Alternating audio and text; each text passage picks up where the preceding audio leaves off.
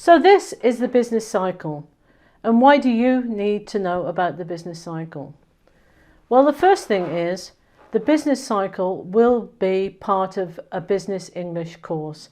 And when you do an exam or an assessment, you may get a direct question on the business cycle. Secondly, your ability to be able to talk about the business cycle will help you with many other questions on this exam or this assessment or test.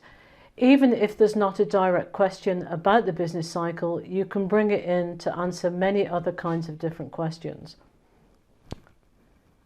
Thirdly, if you're studying business or economics, then you will definitely meet the business cycle at some other time in other courses and other modules. And you may learn to describe this in your own language, but certainly having a knowledge of how to do this in English will be really useful for you.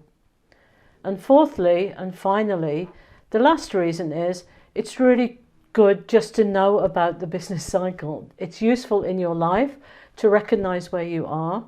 And later on, when you get on to work in a company or you're having your own startup or something like this, it will really help you to make decisions. It will help you to recognize periods of growth and periods of decline, and to help you make decisions such as the money that you're spending in the company or the number of people that you're employing in the company. So I hope I've convinced you it's useful to know about the business cycle. So let's get right down to it and let's talk about the basic concepts and the basic vocabulary that you need to know. So the business cycle is all to do with macroeconomics. And macroeconomics is to do with the economy as a whole and its interaction with other economies. Now maybe there's two words we need to clarify here, and one is economic and the other is economical. And economic is to do with the economy. So for example, the head of state makes decisions about the economy. He or she makes economic decisions. Now the other word is economical, and this is not to do with the economy. Economical is to do with saving money. Now for me, for example, I have to travel a lot on business, and it's really important to me that I have an economical car. Now this is a car that is cheaper to maintain and cheaper to run, and it saves me money. Economic and economical. Check your writing in tests and exams and assessments just to check that you're using the right adjective at the right time. Now the first thing to recognize about the business cycle is that it's a line graph. And we met line graphs and how to describe line graphs in this video here if you want to have a look at it. Now what we've got on the vertical axis with the business cycle is something called GDP. GDP, gross domestic product. So it's really important then that you can define gross domestic product. Now gross domestic product is the value of goods and services in a country in a time. GDP will indicate economic health. It's a kind of snapshot of the economy. And if you think about the word snapshot, now we had that in this video about finance, when we learned about the balance sheet, and we learned that the balance sheet is a snapshot of the company on a particular day. So again, coming back to GDP, GDP is a snapshot of the country's economy. On the vertical axis then we've got GDP, gross domestic product, and on the horizontal axis we've got time. And time is over a period of time. Time will be probably over a number of years. The first thing then to recognize is that the business cycle is cyclical. So it goes around. These phases of the business cycle, they go round and they go round and they go round and they go round. And they happen every few years or so. And there are 4 phases in the business cycle. There is expansion. Expansion leads to peaks. When you've reached a peak, then the then you have a period of contraction, which can go down to a trough, and then there can be a period of recovery again.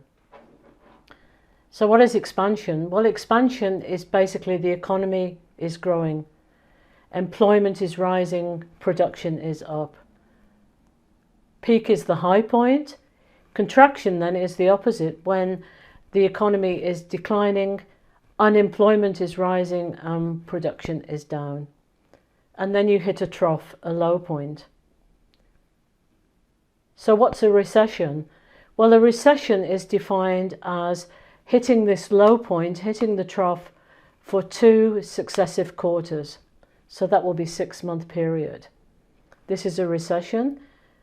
And a depression then will be when you have a sustained, prolonged period of down point. Okay, what I'd like to do here then is, as I say, it's important for you that you can describe these 4 phases, expansion, or recognize these 4 phases: expansion, peak, contraction, trough.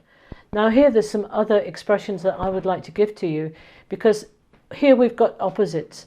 We've got expansion and contraction. We've got growth and we've got decline. Let me just give you 3 more that you can use in talking about the economy and the business cycle. And the first one of these is boom and bust. Boom is simply, it's a period when the times are good, when it's a period of prosperity. There's probably rapid economic growth, and then the boom can be followed by a decline, which is described as bust. Boom and bust. Then we've got upturn and downturn. Now, upturn is an upward trend. It's a rise in business activity, and downturn is simply the opposite. It's a downward trend and it's a decline in business activity. And then what I would like to throw at you here for my third one then is output and input. So output is the amount of something that's produced. You get, for example, in a depression, very low output. An input is what is put in, so the resources that are needed for production, for example, things like labor and raw materials. Now, when it comes to vocabulary and concepts, this is probably all you basically need to know for a business English course about the business cycle. But what can be really helpful for you here then is to take an interest in these basic phases of the business cycle. And I can repeat these again. It's expansion, peak, contraction, trough. When you look at your own economy, where do you think your economy is at the moment? Is it a period of expansion or a period of contraction? If it's a period of expansion, what for you are the general signs that you can see of that when you're in the world around you? Or if you're in contraction, again, what are the signs of this contraction? Maybe your economy is even in a recession, or it maybe even is going to hit some kind of depression. And there are lots of signs there that prosperity is not so good and that times are not so good. What are the signs of this recession? What are the signs of this depression? Another thing, of course, that especially if you're studying business or economics, is to take an interest in the business press and the news. And notice in the news sections and in the business sections how often they talk about the economy and they talk about business in these general terms. And even if you're not happy doing that in English in the first instance, then I would just read about these things in your own language so that you become familiar with the concepts and you can begin to recognize different things.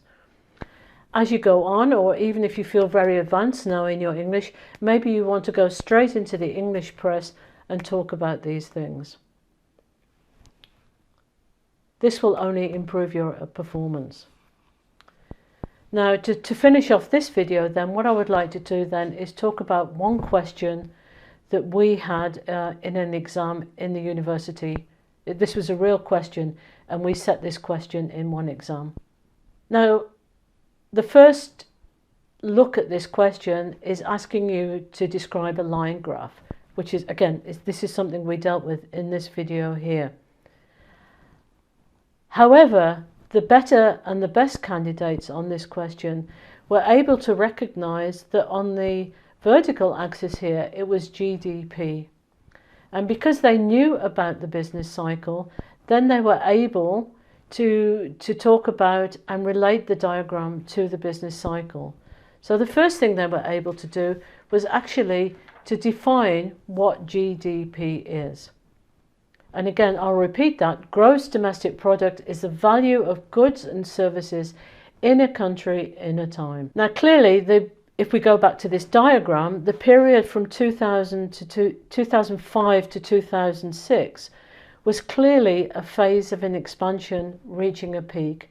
And again, the better candidates were able to relate this back to the business or the economic cycle. And you can do that with lots of questions. When you're dealing with a business case study, for example, or you're writing some kind of report on behalf of the business, you can bring in talk about the business cycle. So to conclude this video, I'd just like to recap. So what have we looked at? Well, first of all, we've looked at the why. Why do you need to know about the business cycle, and why do you need to be able to describe this in English?